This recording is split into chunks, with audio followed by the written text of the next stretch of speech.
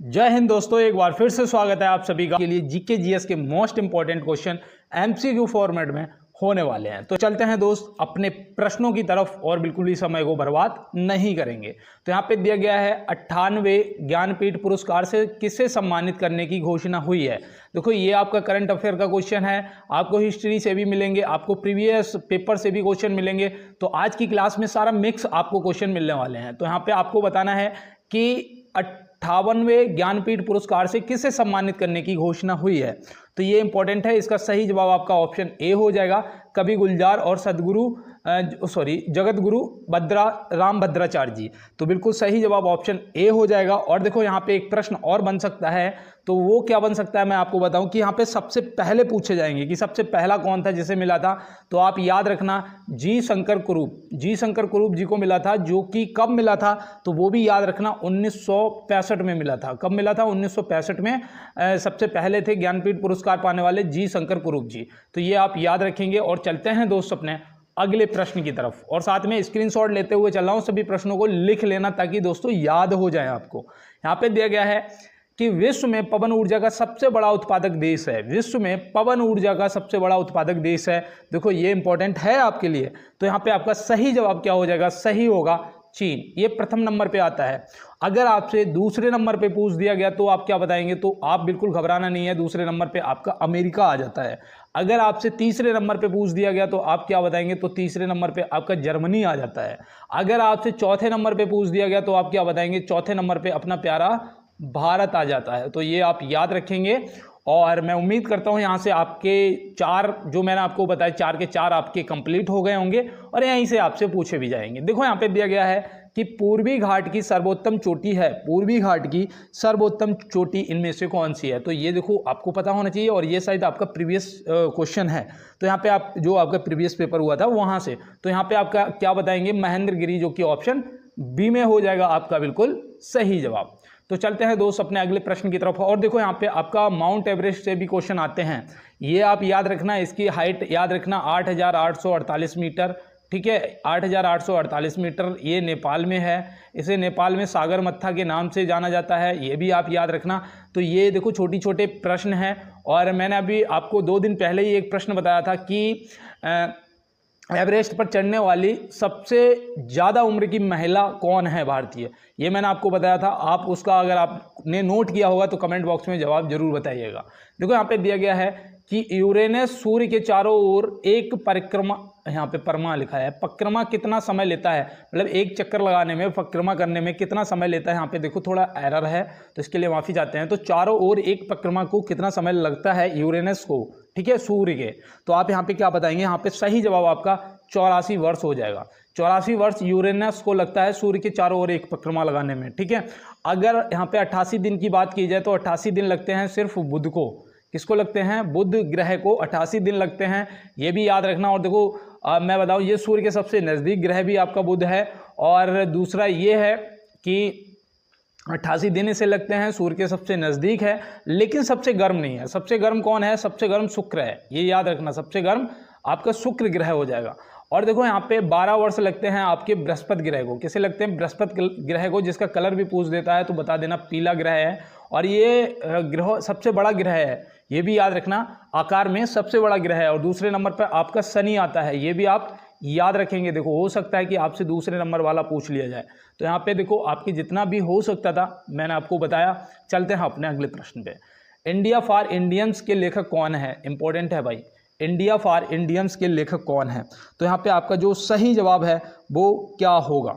तो आपका सही जवाब यहाँ पे होना चाहिए दोस्त चित्तरंजन दास जी, जो कि ऑप्शन बी में दिए गए हैं। ऑप्शन बी में दिए गए हैं। तो ये आप याद रखना। और देखो नेफेड के मैंने जो आपको नए मुख्य सचिव नियुक्त किए गए थे वो कौन थे? जेठा अहिर, ये मैंने आपको कल बताया था। ठीक है, नेफेड। अब यहाँ पे देखो वालभट्ट जी से एक पुस्तक पूछी जाती है, हर्षचरित। क्या पूछी जाती है? हर्षचरित पूछी जाती है, क्योंकि ये देखो हर्षवर्धन के दरबार में थे, ठीक है, कवि थे। तो इन्होंने एक पुस्तक लिखी थी उनकी जीवनी पे, हर्षचरित। तो ये भी आप याद रखेंगे। और चलते हैं दोस्त अपने अगले प्रश्न की तरफ और देखते हैं हमारा अगला क्या है। देखो यहाँ पे दिया गया है प्रथम कांग्रेस अधिवेशन के अध्यक्ष कौन थे? प्रथम कांग्रेस अधिवेशन के अध्यक्ष कौन थे? तो ये देखो आपका इंपॉर्टेंट है भाई, कांग्रेस के अधिवेशन एक बार देख लेना, क्योंकि पेपर के अंदर आपसे पूछे जा सकते हैं। तो आप यहाँ पे क्या बताएंगे, व्योमेश चंद्र बनर्जी। व्योमेश चंद्र बनर्जी ऑप्शन ए हो जाएगा आपका बिल्कुल सही जवाब। और देखो पहला जो अधिवेशन हुआ था वो कब और कहाँ हुआ था, क्या आपको पता है? नहीं पता है तो आप क्या करेंगे, नोट करेंगे। हुआ था ये मुंबई में, ये भी आप याद रखेंगे, कहाँ हुआ था, मुंबई में। और ये कब हुआ था, तो कांग्रेस की स्थापना कब हुई थी, 1885, तो 1885 में हुआ था, ये आप याद रखेंगे। कब हुआ था, 1885 में मुंबई में हुआ था, व्योमेश चंद्र बनर्जी ने किया था। और देखो कांग्रेस जो कांग्रेस है इसके संस्थापक आपसे पूछे जाएंगे तो याद रखना A.O. ह्यूम जी। A.O. ह्यूम जी आपका सही जवाब हो जाएगा। तो चलते हैं दोस्त अपने अगले प्रश्न की तरफ और देखते हैं हमारा अगला क्या है।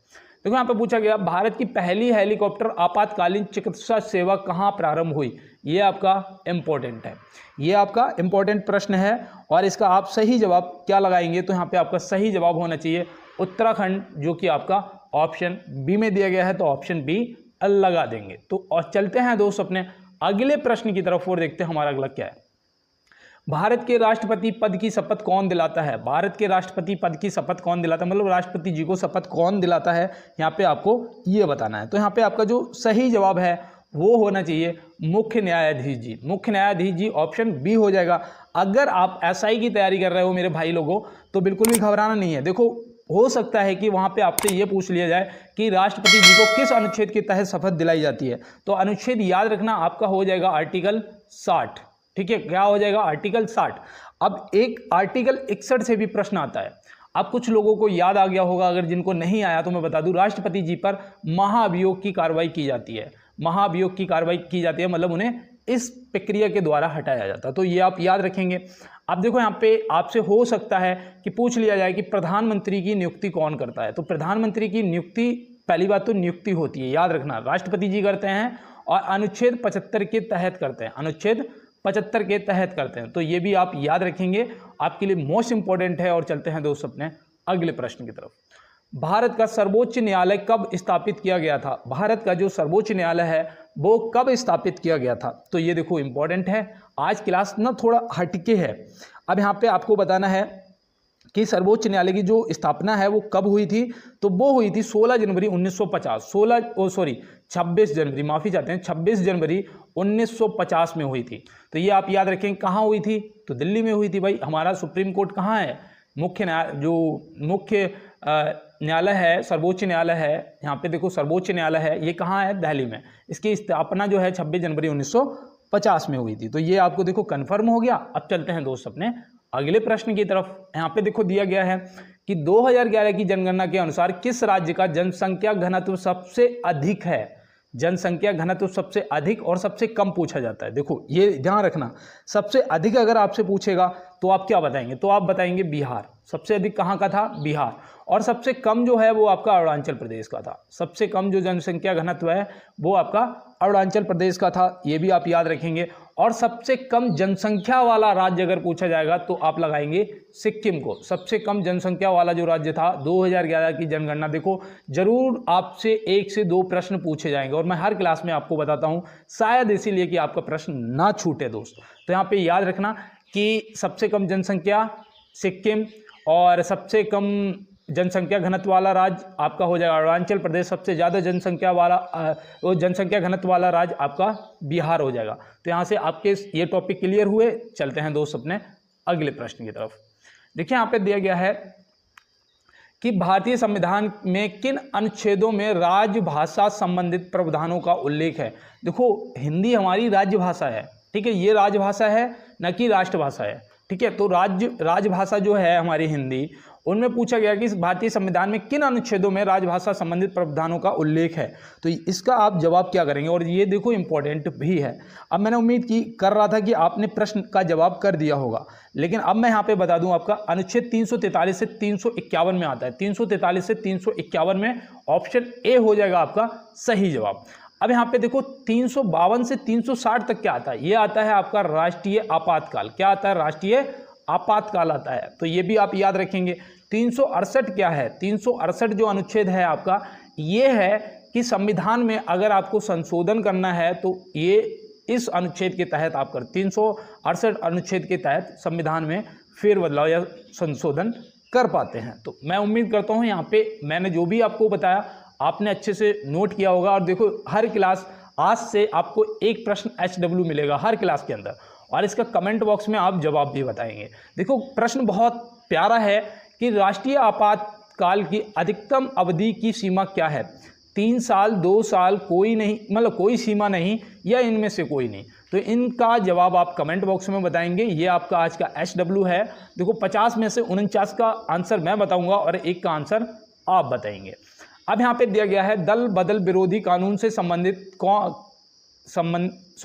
दल बदल विरोधी कानून से संविधान का कौन सा संशोधन संबंधित है? तो दल बदल विरोधी कानून से संविधान का कौन सा संशोधन संबंधित है? तो कौन से संशोधन द्वारा ये कानून बनाया गया था? तो आप यहाँ पे क्या बताएंगे? 52वां, जो कि ऑप्शन सी में दिया गया है। तो ऑप्शन सी यहाँ से क्या हो जाएगा? आपका सही जवाब हो जाएगा। तो चलते हैं दोस्त अपने अगले प्रश्न की तरफ। किस संशोधन द्वारा नागालैंड को राज्य का दर्जा प्रदान किया गया है? किस संशोधन द्वारा नागालैंड को राज्य का दर्जा प्रदान किया गया है? अब यहाँ पे एक चीज़ आप समझ सकते हैं कि नागालैंड की जो आधिकारिक राजभाषा है वो क्या है वहाँ की। तो आप क्या बताएंगे? तो वो तो आप तुरंत बता देंगे भैया अंग्रेजी है। क्या है? अंग्रेजी है। ठीक है, अंग्रेजी बता देंगे। अब देखो यहाँ पे ये तो आपका कन्फर्म हो गया। अब यहाँ पे आपसे पूछा गया है कि कौन से संशोधन द्वारा नागालैंड को राज्य का दर्जा प्रदान किया गया है? तो आपका सही जवाब होना चाहिए 13वां ऑप्शन सी हो जाएगा आपका बिल्कुल सही जवाब। तो चलते हैं दोस्त अपने अगले प्रश्न की तरफ और देखते हैं हमारा अगला क्या है।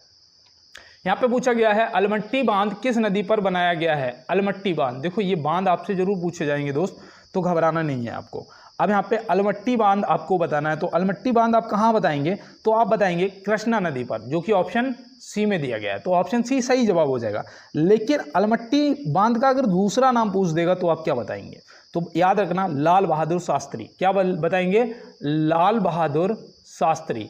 और ये देखो ये कब बना था ये भी आप याद रखना, ये आपका 2005 में बना था। कब बना था? 2005 में बना था। तो ये भी याद रखोगे। और देखो यहाँ पे बिहार का शोक आपकी कोसी नदी को बोला जाता है, तो ये भी देखो आप याद रखेंगे। ठीक है, बिहार का शोक आपकी कोसी नदी को, तो ये भी आप याद रखेंगे। और चलते हैं दोस्त अपने अगले प्रश्न की तरफ। भारत में सबसे बड़ा जनजातीय समुदाय है। भारत में सबसे बड़ा जनजातीय समुदाय कौन सा है? देखो ये जो भी समुदाय है ये अकेले 38% है। कितना? 38% है। तो अब यहाँ पे आप बताइएगा कि भील या गोंड में से कौन सा होगा आपका सही जवाब, क्योंकि यहाँ पे जनजातीय समुदाय की बात की गई है। तो यहाँ पे आपका जो सही जवाब है वो होना चाहिए भील। कौन सा? भील। ये देखो ये आपके मध्य प्रदेश में पाए जाते हैं सबसे ज़्यादा। तो इस तरीके से आप याद रखें। और सबसे ज़्यादा आपकी भील है, जो कि अकेले 38% है। तो चलते हैं दोस्त अपने अगले प्रश्न की तरफ। और ये देखो 16 नंबर आपका इंपॉर्टेंट क्वेश्चन है। बार अपने छोटे भाई को सपोर्ट करने के लिए क्लास को लाइक वाला बटन जरूर दबा दें, और साथ में ज़्यादा से ज़्यादा चैनल को सब्सक्राइब कर लें, और क्लास को ज़्यादा से ज़्यादा शेयर कर दें। देखो जितना ज़्यादा आप शेयर कर देंगे, मैं आपको बता दूं, उतना जल्दी हम लोग लाइव क्लास करने लग जाएंगे। और लाइव क्लास के लिए मैंने आपको बोला था मेरे पास देखो यार जो भी है वो सीधा साधा है कि मेरे पास टूटा टूटा फ़ोन है और मैं इसलिए लाइव नहीं आ पाता हूँ। तो इसलिए आप लोग थोड़ा हेल्प करिएगा और शेयर करिएगा, और जल्दी से जल्दी क्लास को लाइव स्टार्ट किया जाए। अब यहाँ पे दिया गया है कि विश्व में रेशम का प्रचलन सर्वप्रथम कहाँ हुआ था? तो विश्व में रेशम का जो प्रचलन है वो सर्वप्रथम कहाँ हुआ था? आप यहाँ पे क्या बताएंगे? तो यहाँ पे आपका सही जवाब होना चाहिए चीन में हुआ था। कहाँ पर? चीन। ऑप्शन सी बिल्कुल सही जवाब हो जाएगा। और ये कब हुआ था? ये लगभग आपको बताऊं 118 ईसा पूर्व हुआ था। कब? 118 ईसा पूर्व हुआ था। तो ये भी आप याद रखेंगे। और चलते हैं दोस्त अपने अगले प्रश्न की तरफ। और मैं उम्मीद करता हूँ सभी ने लाइक शेयर और सब्सक्राइब कर दिया होगा। और देखो अब यहाँ पे प्रश्न कंटिन्यू करेंगे, और लास्ट में एक बार मैं फिर कहूँगा जिन्होंने नहीं किया है वो लास्ट में जरूर कर दें भाई। देखो यहाँ पे दिया गया है कि असम ने किस आधिकारिक राज्य फल के रूप में नामित किया है? असम ने किसे, यहाँ पे देखो मिस्टेक था इसीलिए पढ़ने में दिक्कत हो रही है, कि असम ने किसे आधिकारिक राज्य फल के रूप में नामित किया है? ये प्रश्न आपके लिए देखो इंपॉर्टेंट है। ये आपका करंट का भी है, ऐसे समझिएगा, और इम्पोर्टेंट भी है। ये आपका सही जवाब हो जाएगा काजी नेमू ऑप्शन सी। ये क्या है? देखो इसे मैंने कैसे याद करा मैं आपको बताऊं। ये एक प्रकार का नींबू है, ऐसे याद रखना, ये नींबू है। ठीक है, अब आपको याद रहेगा कि असम जो काजी नेमू जैसे देखोगे ना आपको समझ आ जाएगा कि इसका सही जवाब हो जाएगा। तो चलते हैं दोस्त अपने अगले प्रश्न की तरफ और देखते हैं हमारा अगला क्या है।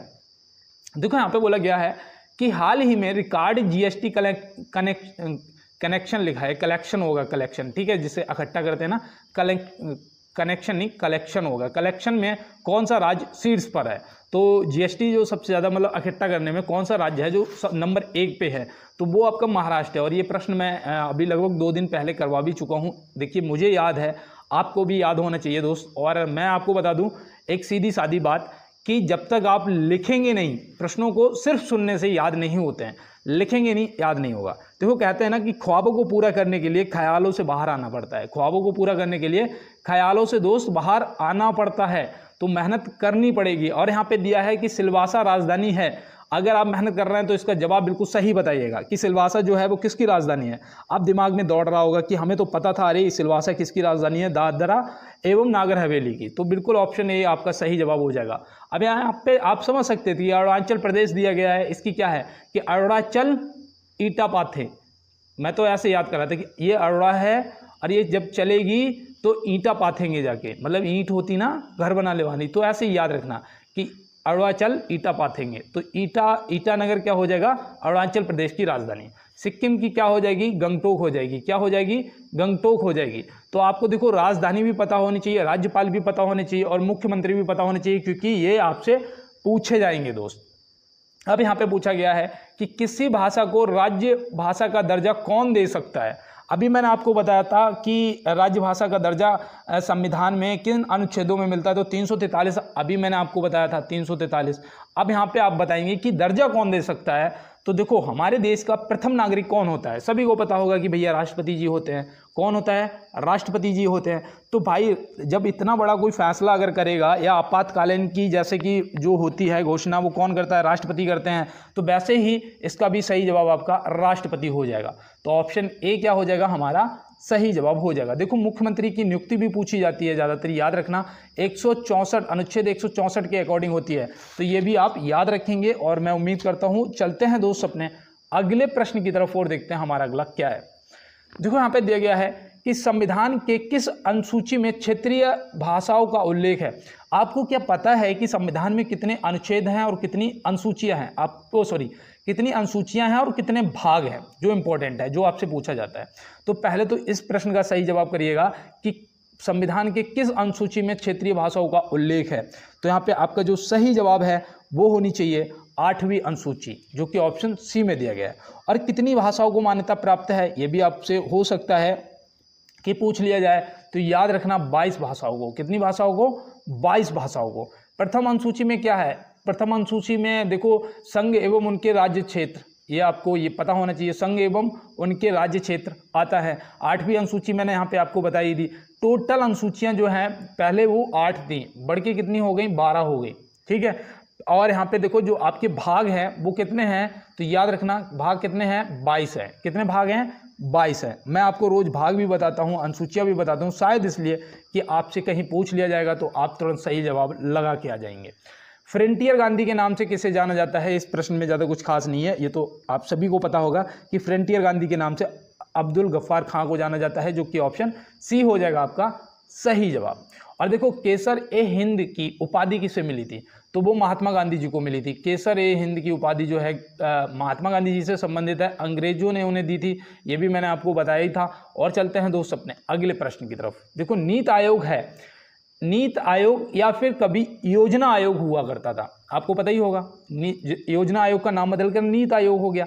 नीति आयोग है क्या है? संवैधानिक निकाय है या असंवैधानिक निकाय है या फिर ए और बी दोनों है? तो यहाँ पे आपका जो सही जवाब है वो दोस्त क्या होगा? असंवैधानिक निकाय। और नीति आयोग का जो अध्यक्ष होता है वो कौन होता है? वो होते हैं आपके प्राइम मिनिस्टर, मतलब कि प्रधानमंत्री जी। तो ये भी आप याद रखेंगे। और चलते हैं दोस्त अपने अगले प्रश्न की तरफ। हड़प्पा सभ्यता का प्राचीन शहर कालीबंगा किस राज्य में स्थित है? देखो ये इंपॉर्टेंट है, ये इंपॉर्टेंट है आपका। मैंने आपसे कहा ना, आप विटामिन से लेके, बांध से लेके, नदी से लेके, झरने से लेके, जलप्रपात जो भी है आपको क्लास के अंदर सारे प्रश्न मिलेंगे। तो यहाँ पे देखो हड़प्पा सभ्यता का जो प्राचीन शहर कालीबंगा है, यहाँ से पहले तो याद रखना कि काले रंग की चूड़ियाँ मिली थी। देखो मैंने इसे कैसे काली से याद रखा है कि काले रंग की चूड़ियाँ कालीबंगा में मिली थी। कालीबंगा पड़ता कहाँ है तो हम क्या बताएंगे, तो यहाँ पे हमारा जो सही जवाब है वो होना चाहिए और राजस्थान में पड़ता है। देखो मोहनजोदाड़ो जो है वो कहाँ है, तो वो सिंध में है। सिंध कहाँ, पाकिस्तान में। तो पाकिस्तान में आपका मोहनजोदाड़ो, जिससे बोला जाता है मृतकों का टीला। देखो ये भी पूछा जाता है कि मोहनजोदाड़ो को क्या बोला जाता है, तो मृतकों का टीला। अब देखो आपका लोथल पूछा जाएगा, लोथल जो कि गुजरात में है। लोथल कहाँ है, तो ये आपका गुजरात में है। तो ये देखो आप याद रखना, हड़प्पा सभ्यता से प्रश्न आपसे जरूर पूछे जाएंगे। तो चलते हैं दोस्त अपने अगले प्रश्न की तरफ। उस्ताद जाकिर हुसैन किसके लिए विख्यात हैं? इंपॉर्टेंट भाई, आपसे बिरजू महाराज, लक्षू महाराज, उस्ताद जाकिर हुसैन और आपका अब्बुल फजल, ये सब पूछे जाएंगे। तो यहाँ पे उस्ताद जाकिर हुसैन जो है ये किसके लिए प्रसिद्ध है, तो आप क्या बताएंगे? तबला। सितार का जनक कौन है, तो सितार का जनक कौन है बताइएगा। सितार का जनक कौन है, खड़ी भाषा का जनक कौन है? आप मुझे जवाब दीजिएगा इसका कमेंट बॉक्स में कि सितार और खड़ी भाषा का जनक कौन है। ठीक है, और चलते हैं दोस्त अपने अगले प्रश्न की तरफ। देखो यहाँ पे दिया गया है कि भारत के यूपीआई भुगतान को स्वीकार करने वाला पहला यूरोपीय देश कौन सा है। देखो ये इंपॉर्टेंट है, आपका करंट का क्वेश्चन है, ऐसे समझिएगा। यहाँ पे 27 नंबर का आप सही जवाब बताइएगा कि भारत के यूपीआई भुगतान को स्वीकार करने वाला पहला यूरोपीय देश कौन सा है। तो यहाँ पे आपका जो सही जवाब है वो हो जाएगा फ्रांस, जो कि ऑप्शन बी में दिया गया है। फ्रांस हो जाएगा यहाँ पे आपका बिल्कुल सही जवाब। और चलते हैं दोस्त अपने अगले प्रश्न की तरफ। संविधान के किस अनुच्छेद के अंतर्गत राष्ट्रपति द्वारा भारत के महान्यायवादी की नियुक्ति की जाती है? तो ये तो मैं आपको कितनी बार बता चुका हूँ कि देखो 76 याद रखना, 76 से महान्यायवादी की नियुक्ति की जाती है और 75 से आपके प्रधानमंत्री की नियुक्ति की जाती है, आपके 64 से आपके मुख्यमंत्री की, सीएम की, ठीक है, सीएम, तो मुख्यमंत्री की नियुक्ति की जाती है। ये प्रश्न आपके लिए इंपॉर्टेंट हैं और मैं आपको रोज इसीलिए करवाता हूँ। देखो संसद के प्रत्येक सदन की कार्रवाई में संसद का सदस्य ना होते हुए भी कौन भाग ले सकता है? मोस्ट इंपॉर्टेंट, और कई बार ये प्रश्न पूछा भी जा चुका है। एसएससी जीडी, आप किसी भी एग्जाम की तैयारी कर रहे हैं, ये प्रश्न आपके लिए मोस्ट इंपॉर्टेंट है मेरे भाई। तो यहाँ पे आप तुरंत बता सकते हैं कि कौन भाग ले सकता है भारत का महान्यायवादी। ऑप्शन ए हो जाएगा आपका सही जवाब। चलते हैं दोस्त अपने अगले प्रश्न की तरफ। देखो 30 प्रश्न होने वाले हैं और मैं आपसे एक बार कहूँगा कि तब तक अपने काम पर काम करें जब तक आप सफल नहीं हो जाते। भाई तब तक काम करना है अपने काम पर जब तक आप सफल नहीं हो जाते हो, क्योंकि जो रुक जाता है वो कभी इतिहास नहीं बनाता है। जो रुक जाता है वो सिर्फ हार को स्वीकार करता है, ये आप याद रखना। और रुकना नहीं है, जो रुकता है वो एक दिन, जो नहीं रुकता है वो एक दिन जरूर जीत जाता है। इस चीज़ को दिमाग में डाल लेना। यहाँ पे दिया गया है कि राज्य का उच्चतम विधि अधिकारी कौन होता है। देखो इंपॉर्टेंट प्रश्न है, आज किस टाइप के मैं आपको करा रहा हूँ आप समझ गए होंगे। तो यहाँ पे आपका जो सही जवाब है वो हो जाएगा महाअधिवक्ता, या फिर आपको लिखा हुआ मिल सकता है कहीं एडवोकेट जनरल। ठीक है, एडवोकेट जनरल या फिर महाअधिवक्ता, आप ऐसे याद रखेंगे। और चलते हैं दोस्त अपने अगले प्रश्न की तरफ। उच्च न्यायालय के न्यायाधीशों के सेवानिवृत्ति की अधिकतम उम्र सीमा क्या है? उच्च न्यायालय के न्यायाधीशों के सेवानिवृत्ति की अधिकतम उम्र सीमा क्या है? तो ये देखो इंपॉर्टेंट है, इसका सही जवाब 60 मत लगाना, वरना दोस्त मेरे चालान कट जाएगा।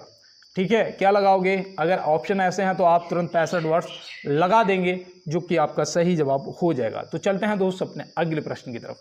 डोगरी भाषा किस राज्य केंद्र शासित प्रदेश में बोली जाती है? डोगरी भाषा, देखो भाषाओं से संबंधित प्रश्न पूछे जाएंगे कि ये भाषा कहाँ बोली जाती है, डोगरी कहाँ बोली जाती है। तो डोगरी का सही जवाब आप क्या लगाएंगे? ये इसलिए इंपॉर्टेंट है कि ये जम्मू में है। और देखो जम्मू कश्मीर से धारा 370 भी याद रखना, ये इसे विशेष राज्य का दर्जा देती थी, जो कि अब हटा दी गई है। तो ये भी आप याद रखेंगे। और चलते हैं दोस्त अपने अगले प्रश्न की तरफ।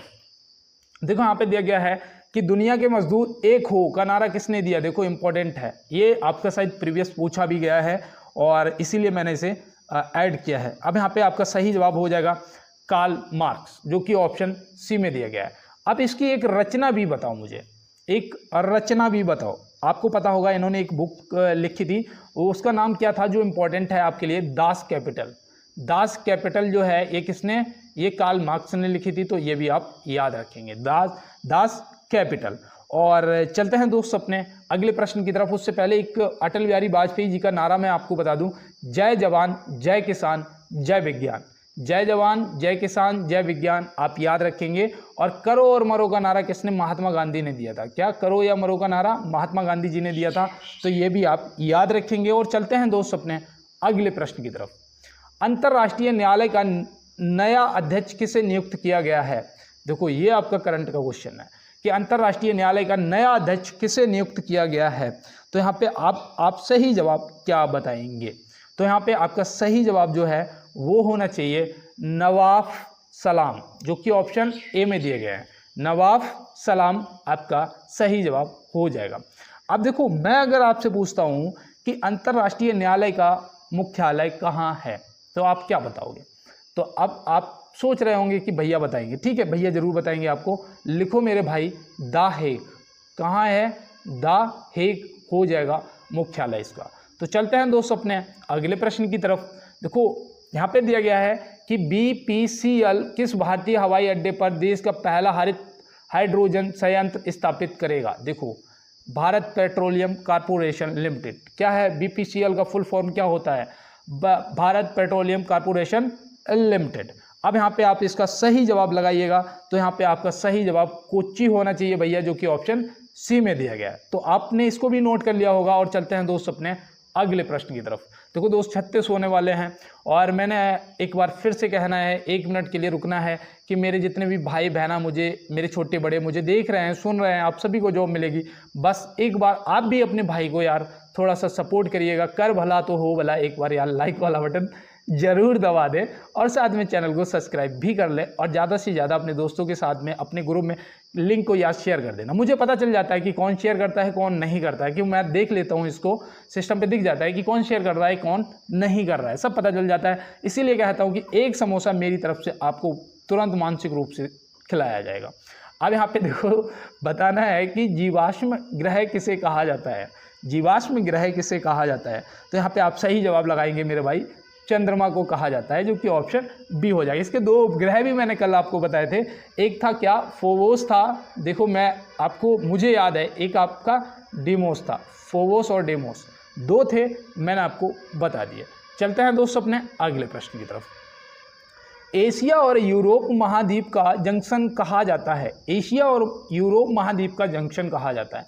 ये दोस्त आपका पूछा हुआ प्रश्न है, जो आपका प्रीवियस पूछा गया था वो प्रश्न है। तो यहाँ पे आप क्या बताएंगे? मिस्र को कहा जाता है भैया, ऑप्शन ए हो जाएगा आपका सही जवाब। तो चलते हैं। और देखो अगर कोई भी त्रुटि हो जाती है, कोई भी गलती हो जाती है किसी क्वेश्चन में, मेरे दिमाग से उतर जाता है, तो उसके लिए यार सॉरी। और आप मुझे तुरंत बताएं यार, कमेंट बॉक्स में बता दिया करें। अब यहाँ पे दिया गया है 7 टापुओं का नगर किसे कहा जाता है? तो ये तो बहुत इजी क्वेश्चन है, इसका तो तुरंत लगा देंगे मेरे जितने भी भाई सुन रहे हैं, मुझे देख रहे हैं, कि मुंबई को कहा जाता है भैया। और मुंबई को और भी कुछ इंपॉर्टेंट कहा जाता है यार, भारत की आर्थिक राजधानी, भारत की आर्थिक राजधानी भी कहा जाता है। सपनों का शहर भी कहा जाता है। तो ये आप याद रखेंगे। और देखो यहाँ पे दिया गया है कि जो केरल है, केरल जो है ये यहाँ पे सबसे ज़्यादा मसाले पैदा होते हैं। मसाले, आपके मसाले जो सबसे ज़्यादा हैं केरल में। तो याद रखना, मसालों का शहर या मसालों के लिए केरल को जाना जाता है। जयपुर आपका पिंक सिटी हो ही जाएगा, ये तो आपको सभी को पता होगा, गुलाबी सिटी। तो यहाँ से देखो जितना भी हो सकता है मैं आपको ज़रूर पूरा कोशिश करता हूँ एक एक चीज़ को बताने और समझाने के लिए। मैंने आपसे कल की क्लास में पूछा था ना टेम्स नदी, आज मैं आपको बताने वाला हूँ कि टेम्स नदी के किनारे स्थित नगर है।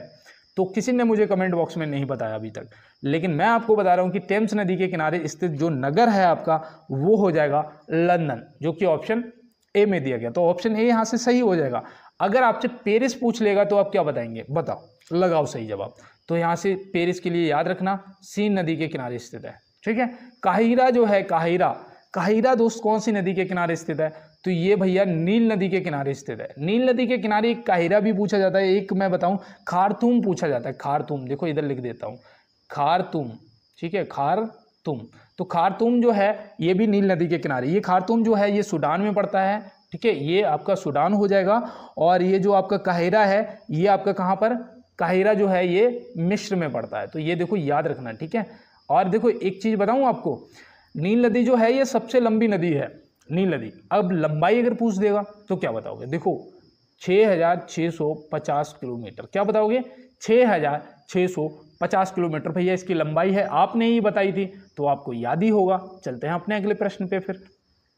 सारथी पहल शुभारंभ किसने किया है? सारथी पहल शुभारंभ, करंट अफेयर भाई, इसका सही जवाब लगाने का, बिल्कुल भी गलत नहीं करने का कोई भी।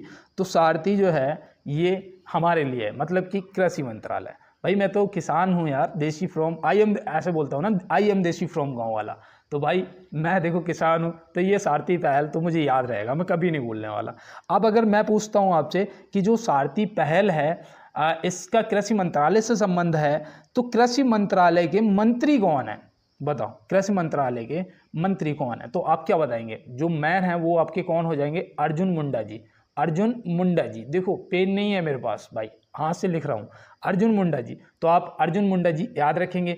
परिवहन एवं मंत्रालय की कौन है? तो परिवहन एवं रेल मंत्रालय जो आपके हैं वो नितिन गडकरी जी हो जाएंगे। ठीक है, ये भी आपको पता होगा। युवा मंत्रालय के मंत्री कौन है आपके? तो युवा मंत्रालय आपके हो जाएंगे अनुराग ठाकुर जी। ये भी आपको देखो पता होना चाहिए, क्योंकि पेपर में पूछे जाएंगे भाई, है ना। अब चलते हैं दोस्त अपने अगले प्रश्न पे फिर। यहाँ पे दिया है कोलेरू झील किस राज्य में स्थित है? देखो कोलेरू झील पूछ लिया गया है, तो अगर पता होगा तो तुरंत बताएंगे भैया, आंध्र प्रदेश हो जाएगा। आंध्र प्रदेश ऐसा राज्य है जो भाषाई आधार पर बनने वाला पहला राज्य था 1953 में। और देखो यहाँ पे सबसे ज़्यादा तंबाकू भी पैदा होता है, ये भी आपको पता होना चाहिए, क्योंकि हो सकता है कि पूछ लिया जाए आपसे, है ना। तो कोलेरू झील जो है ये आंध्र प्रदेश में है। ठीक है, यहाँ पे एक आपको और बता देता हूँ कि हो सकता है कि कोलेरू ना पूछ के हुसैन सागर पूछ लिया जाए। कोलेरू ना पूछ के हुसैन सागर पूछ लिया जाएगा तो मेरे लाडलो फंस जाओगे, नहीं फंसोगे, क्योंकि हुसैन सागर भी अब आप याद रखोगे, कोलेरू और हुसैन सागर। अब यहाँ पे देखो मैं आपको बताऊँ कि यहाँ पे महाराष्ट्र दे रखा है, महाराष्ट्र में कौन सी झील? तो लोनार, मैं लिख देता हूँ लोनार झील, तो ये भी आप याद रखेंगे। ठीक है, आपका तमिलनाडु में कौन सी हो जाएगी? तो तमिलनाडु में आपको पुलिकट पूछी जाती है ज़्यादातर, पुलिकट, देखो शॉर्टकट में लिख देता हूँ यार, पुलिकट झील जो है वो तमिलनाडु में है। तो महाराष्ट्र में लोनार हो जाएगी आपकी, आंध्र प्रदेश में कोलेरू हो जाएगी, हुसैन सागर हो जाएगा। भाषा के आधार पर बनने वाला आंध्र प्रदेश पहला राज्य था, 1953 में बना था। इतना कुछ अगर आपने नोट कर लिया मेरे भाई, कभी भी आप किसी भी एग्जाम को क्वालिफाई कर दोगे। यहाँ पे दिया गया है भारत में सबसे अधिक सड़कों वाला राज्य है। भाई सबसे ज़्यादा एक्सप्रेस भी बताओगे आप, ठीक है, सबसे ज़्यादा एक्सप्रेस भी बताओगे जो कि उत्तर प्रदेश में है। भाई एक्सप्रेस भी कहाँ है सबसे ज़्यादा? उत्तर प्रदेश में। यहाँ पे आपको अब इस प्रश्न का जवाब लगाओगे तो फिर आप गलती कर दोगे अगर उत्तर प्रदेश को देखें। तो यहाँ पे सबसे ज़्यादा जो जाल है वो महाराष्ट्र में है, तो ऑप्शन बी लगा दोगे बिल्कुल सही जवाब। एक्सप्रेस पूछेगा तो उत्तर प्रदेश कर देंगे, ये तो हमें पता ही है। और देखो महर्षि वाल्मीकि अंतर्राष्ट्रीय हवाई अड्डा जो बन रहा है आपका, वो कहाँ? अयोध्या में बन रहा है, देखो ये भी याद रखना। और देखो जो अयोध्या जंक्शन थी उसका नाम बदलकर अयोध्या धाम जंक्शन कर दिया गया है, तो ये भी भैया याद रखेंगे, है ना। अब यहाँ पे दिया गया है जनसंख्या की दृष्टि से सबसे छोटा केंद्र शासित प्रदेश कौन सा है? तो केंद्र शासित पूछा गया है। वैसे अगर पूछा जाता, केंद्र शासित ना पूछा जाता तो हम सिक्किम को लगा देते भैया, लेकिन यहाँ पे अब नहीं लगा पाएंगे क्योंकि यहाँ पे केंद्र शासित पूछ लिया गया है, तो हम लक्षद्वीप को लगा देंगे। तो हमारा लक्षद्वीप क्या हो जाएगा? सही जवाब हो जाएगा, है ना। अब देखो दूसरा बताऊं, जो क्या कहते हैं उसे, साक्षरता दर में ये केरल के बाद दूसरा नंबर आता है इसका, लक्षद्वीप का, ये भी आप याद रखना। पहले नंबर पे केरल आता है तो दूसरे नंबर पे लक्षद्वीप आता है, तो ये भी आप याद रखेंगे दोस्त, है ना। और चलते हैं अपने फिर अगले प्रश्न की तरफ। पटना किस नदी के किनारे स्थित है? भाई पटना का पुराना नाम क्या था बताइए? पटना का पुराना नाम क्या था? क्या पाटलिपुत्र था? कमेंट बॉक्स में बताइएगा। मैंने देखो कई बार आपको बताया भी है दोस्त। अब ये ऐसा मत करना कि यार मेरा दिल नहीं टूटना चाहिए, ठीक है। आप जरूर कमेंट बॉक्स में बताएंगे कि पटना का पुराना नाम क्या था, ठीक है। अब यहाँ देखो ये किस नदी के किनारे स्थित है? तो पटना तो भाई गंगा नदी के किनारे स्थित है, ठीक है। अब देखो हरिद्वार भी आपका हो जाएगा, हरिद्वार भी गंगा के किनारे हो जाएगा, वाराणसी भी आपका गंगा के किनारे हो जाएगा, कानपुर भी आपका गंगा के किनारे हो जाएगा। लेकिन भैया यहाँ पे रामगंगा लिख रखा है, यहाँ पे क्या है तो मैं बताऊँ, मैं जहाँ पे रहता हूँ ना वहाँ गंगा और रामगंगा दोनों गुजरती हैं, ठीक है। वहाँ से गंगा और रामगंगा के किनारे में आपको बताऊँ कौन सा शहर है आपका? बरेली हो जाएगा, ठीक है। बरेली सुरमा के लिए प्रसिद्ध है। सुरमा कहते हैं ना, सुरमा बरेली वाला आँखियों में ऐसा डाला, तो याद रखना। देखो सॉरी, कभी कभी मजाक में बोल देता हूँ, मैं भी आप जैसा हूँ यार। यहाँ पे आपका सुरमा के लिए बरेली प्रसिद्ध है। देखो यहाँ पे गोदावरी याद रखना, गोदावरी के किनारे कौन सा आपका हो जाएगा? तो गोदावरी के किनारे आपका नासिक हो जाएगा, नासिक। देखो ये भी पूछा जाता है दोस्त, नासिक जो है ये गोदावरी के किनारे स्थित है। ठीक है, अगर आपसे उज्जैन पूछ देगा, उज्जैन, देखो अभी मैंने इसका पटना का पुराना नाम पूछा था, उज्जैन का अवंतिका था ना, उज्जैन का अवंतिका था ना पुराना नाम। अब उज्जैन का अगर मैं पूछ देता हूं कि ये कौन सी नदी के किनारे था, तो आप तुरंत बताएंगे भैया क्षिप्रा नदी के किनारे। कौन सी नदी आपकी हो जाएगी? क्षिप्रा नदी। तो याद रखना क्षिप्रा नदी के किनारे जो आपका है वो उज्जैन हो जाएगा। तो चलते हैं फिर अपने अगले प्रश्न की तरफ। विश्व पशु स्वास्थ्य संगठन का नया महानिदेशक किसे निर्वाचित किया गया? देखो अब यहाँ पे दिक्कत मत करना, वो इसलिए कि देखो WHO वर्ल्ड हेल्थ ऑर्गेनाइजेशन, देखो WHO इतना तो पता है ना। अब यहाँ पे क्या है, यहाँ पे विश्व पशु स्वास्थ्य संगठन पूछ दिया गया है, जिसका मतलब क्या होता है? WOAH, क्या हो जाएगा? WOAH world organisation animal health.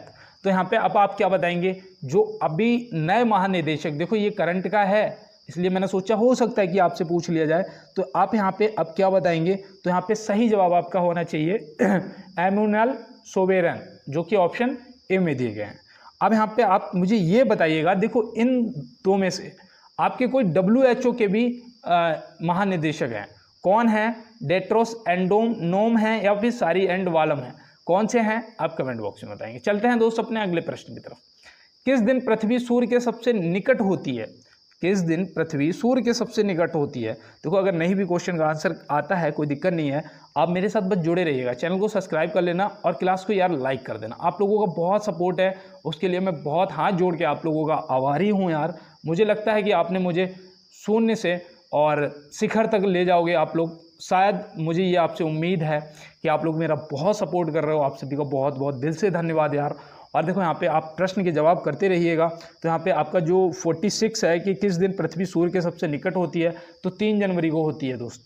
और सबसे दूर जो अधिक होती है वो 4 जुलाई को होती है। सबसे दूर जो होती है वो 4 जुलाई को होती है। 1 दिसंबर को आपका एड्स दिवस मनाया जाता है। एड्स दिवस जो है 1 दिसंबर को मनाया जाता है, तो ये भी आप याद रखेंगे। और चलते हैं दोस्त अपने अगले प्रश्न की तरफ। रेशेदार दिखाई देने वाले मेघ को क्या कहते हैं? रेशेदार दिखाई देने वाले मेघ को क्या कहते हैं? ये आपका प्रीवियस क्वेश्चन है मेरे भाई, ये आपका पूछा गया था और ये शायद SI में पूछा गया था। अब यहाँ पे आप बताएंगे कि रेशेदार दिखाई देने वाले मेघ को क्या कहते हैं। तो यहाँ पे जो आपका सही जवाब है दोस्त वो होना चाहिए सिरस बादल, या फिर आपको लिखा हुआ कहीं मिल सकता है पच्छाव। क्या देखो ऐसे लिखा होगा पच्छाव, तो यहाँ पे आप इस चीज़ को याद रखना, ठीक है। सिरस बादल या पच्छाव लिखा हुआ मिलेगा। देखो मेघ, वर्षा मेघ जो है ये कौन से होते हैं? ये वर्षा वाले बादल होते हैं, ये जब आते हैं तो वर्षा होती है। और ये देखो रेशेदार दिखाई देने वाले जो सिरस बादल होते हैं, ये क्या होता है? आपने देखो आसमान बिल्कुल जब साफ होता है तो बहुत ऊपर होते हैं, हल्के हल्के वाइट वाइट देखा होगा, पतले पतले जो दिखते हैं वो होते हैं आपके ये, ठीक है। तो चलते हैं दोस्त अपने अगले प्रश्न की तरफ। स्टेनली जलप्रपात किस नदी पर स्थित है? स्टेनली जलप्रपात, देखो कहा था ना मैंने कि जलप्रपात से भी क्वेश्चन मिलेंगे, बस आप बने रहिएगा क्लास के अंदर। तो यहाँ पे आपका हो जाएगा कांगो। किस नदी पर है? कांगो नदी पर। और देखो सबसे ऊंचा जलप्रपात जो आपका है वो कौन सा है? वो आपका एंजिल जलप्रपात है। एंजिल है ना, देखो पूछा जाता है ये एंजिल। अब एंजिल तो है, कौन सी नदी पर है? तो ये आपका कैरोनी नदी पर हो जाएगा। कौन सी नदी पर हो जाएगा? कैरोनी नदी पर हो जाएगा। तो ये भी आप याद रखेंगे। तो चलते हैं दोस्त अपने अगले प्रश्न की तरफ। राजभाषा का उल्लेख संविधान के किस भाग में है? अभी मैंने आपको पूरा राजभाषा से आज कितना क्वेश्चन करवा दिया, क्योंकि मुझे लगा कि एक प्रश्न जरूर पूछा जाए। मैंने जितने भी पेपर देखे एक एक प्रश्न मुझे 2011 की जनगणना और संविधान और ये राजभाषा हर जगह से एक एक प्रश्न देखने को मिला, तो मुझे लगा कि ये आपको बताना चाहिए। तो राजभाषा का जो उल्लेख है वो संविधान के भाग 17 में है। अभी मैंने बताया था ना भाग कितने हैं? 22 है। पहले कितने? शायद 18 थे, अब ये बढ़ के 22 हो गए हैं। तो ये कौन से? 22 भाग 22 में है। अनुच्छेद 343 से 351 बताया था ना, 343 से 351 तक। तो ये आप नोट कर लेना दोस्त। भाग 17 343 से 351, देखो ये पूछा जाएगा।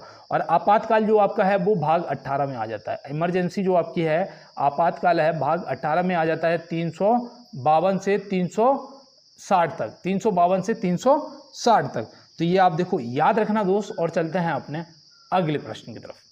वायुमंडल में ऑक्सीजन की मात्रा होती है, वायुमंडल में ऑक्सीजन की मात्रा कितनी होती है? भाई देखो 21% होती है भैया। इतना इजी क्वेश्चन है, नाइट्रोजन आपका 78% होता है। तो ये तो आपको सभी पता ही है। अब देखो मैं आपको बताऊं, कहते हैं ना कि जीत लो हर लम्हा, बीत जाने से पहले लौट कर यादें आती हैं, वक्त नहीं आता मेरे भाई। अगर हाथ से वक्त निकल गया ना तो बहुत रोओगे मेरे दोस्त। इसीलिए कहता हूँ कि यार मेहनत कर लो, समय यही है। और मिलते हैं दोस्त आपसे नेक्स्ट क्लास में। तब तक के लिए जितने भी मेरे भाई बहन मेरे दोस्त मुझे सुन रहे थे, आप सभी को बहुत बहुत दिल से धन्यवाद, थैंक यू सभी को। और मिलते हैं दोस्त नेक्स्ट क्लास में।